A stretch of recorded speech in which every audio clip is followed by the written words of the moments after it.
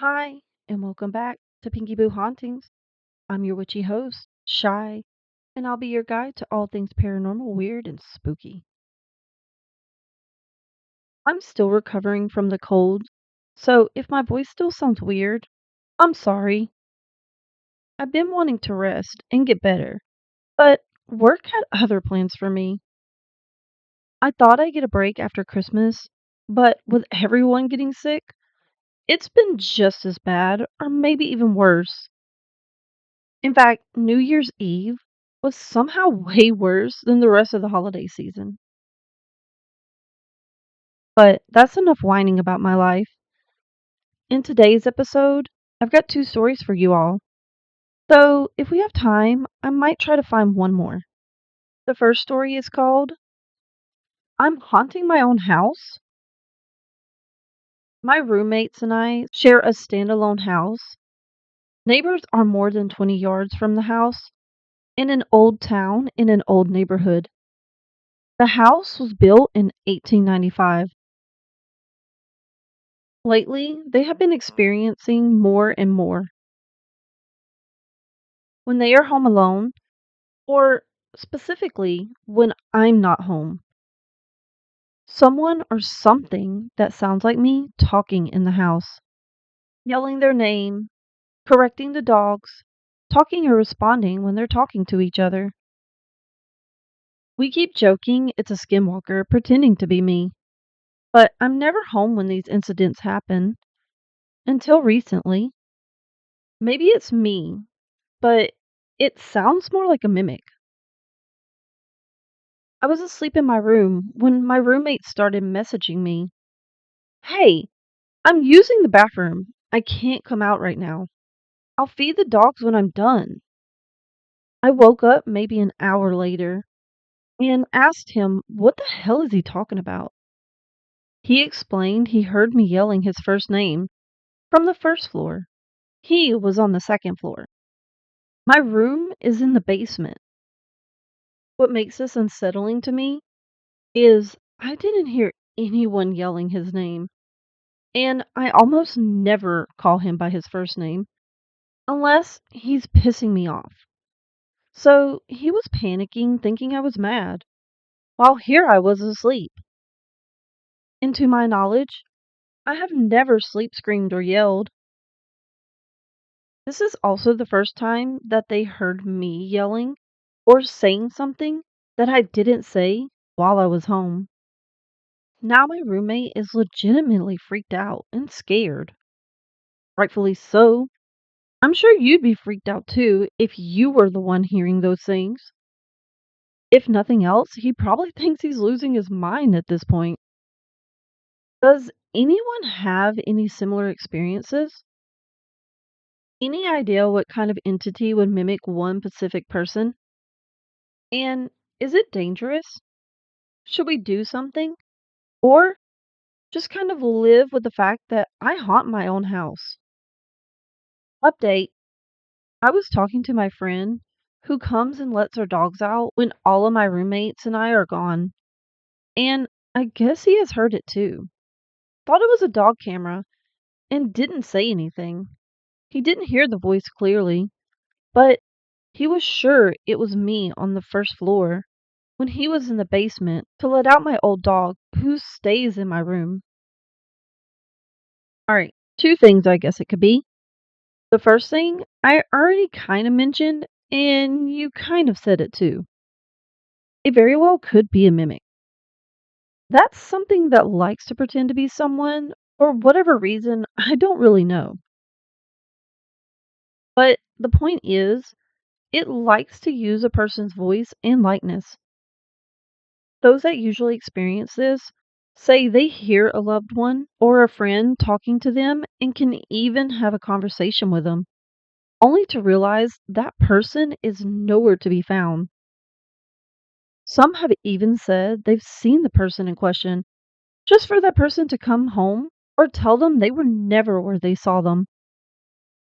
I might not know much about mimics, but I do know you don't fall for their tricks. Another option is that maybe you are haunting your own home. Astral projection is a possibility. I don't know what you're doing when you're not there, but I guess there is a chance you're leaving your body without knowing it. Another possibility is it's not actually you, but a piece of you that's left a mark on the place. So now that I'm thinking about it, maybe not. Because you did mention the thing pretending to be you would respond to him or just have a conversation with him. So that wouldn't make that much sense. So I guess there is only two options, one not so bad and one not so good.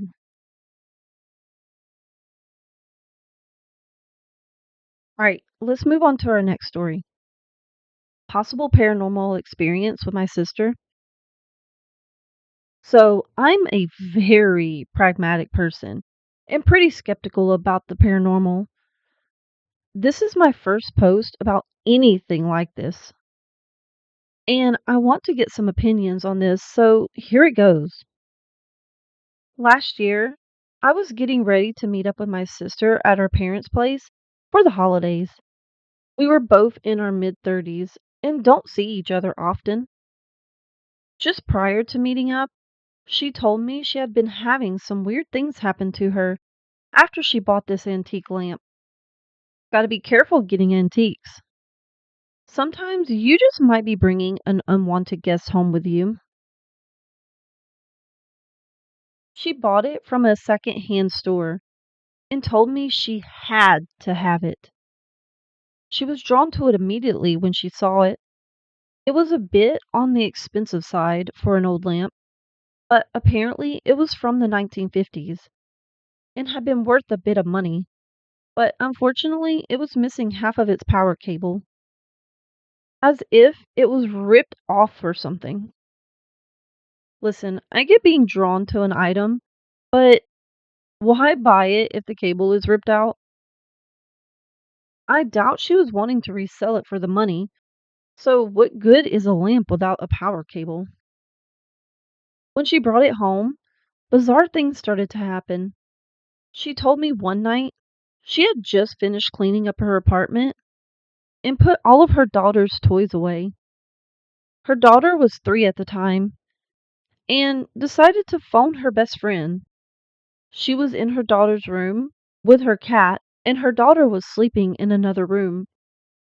Apparently, the cat suddenly jumped off the bed and stared at the door.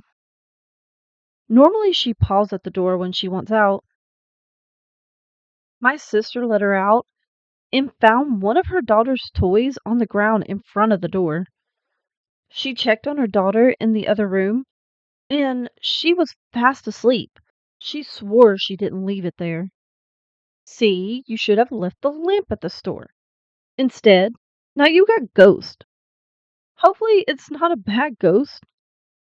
I say that, but watch as I'm proven wrong. It's probably going to start attacking her or scare her daughter. Another time, she was home alone and her daughter's music box started playing randomly. My sister was so freaked out, she took a video of it and showed me. In the video, she was explaining what happened, and I could hear the stress and emotion in her voice. Apparently, this happened multiple times. So later that year, me and her met up for the holidays at my parents' place. We decided to stay up late one night, have some drinks, play some video games, and catch up. We were playing a game called Vigage. That sounds so stupid saying it. We were playing a game called Vigage, which is a really scary horror game and one of my personal favorites. By the way, I know my pronunciation is like horrible, but I really don't know how to say it. Oh, but this is gonna sound so crazy as I faced off against some scary stuff, but I don't do horror games. I can't play them. I get so scared and panic over every little noise. As we were playing, she was telling me about the lamp and how she thinks it's being haunted by a child. At that very moment, the neighbor's dog started barking very aggressively. It's like 1 a.m. on a very quiet road. I remember feeling like a gust of wind very lightly go past me, and seconds later, a musical toy that my mom kept for her granddaughter in a toy chest downstairs where we were hanging out suddenly started playing. The toy was at the bottom of the toy chest and nothing bumped into it. Well, either that spirit is attached to your sister now, or maybe you have another spirit around you. I briefly looked around the room to see if anyone had been there, but there wasn't. My sister started crying and said, "See, I told you." I pretended to ignore what just happened and continued playing the game. Really? Your sister is freaking out and a ghost is messing with you and you just ignore it all. And better yet, you go back to playing a scary game? That's psychopath behavior, if you ask me. I may be an only child, but this seems mean to me. Just to ignore your sister like that? Like, is this normal for siblings to do? Or am I right that this seems mean to do? But my sister was pretty distraught, so I told her not to worry about it, 'cause we were playing a horror game and already on edge. Plus, it was late and probably time to go to bed. Looking back, I wish I was more empathetic towards her. Well, yeah, you should have probably been more understanding and cared for your sister's emotions in that moment. It's the least you could have done and stop playing the game. Even if it wasn't a ghost messing with you, your sister's not going to want to play after all that. So, the pragmatist in me, how casually contrived her whole story was. The lamp, the toys, the music boxes. But the shared experience we had that night definitely gave me pause. I think she ended up getting rid of that lamp. Good. At least she finally let go of the lamp. And as far as I know, the weird events stopped happening. Even better. Just proves there was probably something haunting that lamp. Me and her don't talk about it much, but maybe we should. I feel like my pragmatism might be getting in the way of connecting with people's experiences. But it's really hard not to be a skeptic, you know? Oh, I get that. There is a part of me that is a skeptic despite everything I've experienced and seen. But even if you didn't believe her, you probably could have still been there for your sister. She was clearly scared, whether something was there or not. I don't think that should have mattered in that moment. I'm also unsure if whatever scared you at your parents' house was the same spirit as the one attached to the lamp. I mean, I guess it could have followed your sister to the house, but if it could have done that, I feel like it could have stayed with her after getting rid of the lamp. It did seem like it was calling for her after all. I'm not really sure, but I do know your sister was freaked out by something, and that should have been enough to believe, even just a little. Alright, I think we can do one more before we end this episode. So let me go find one real quick.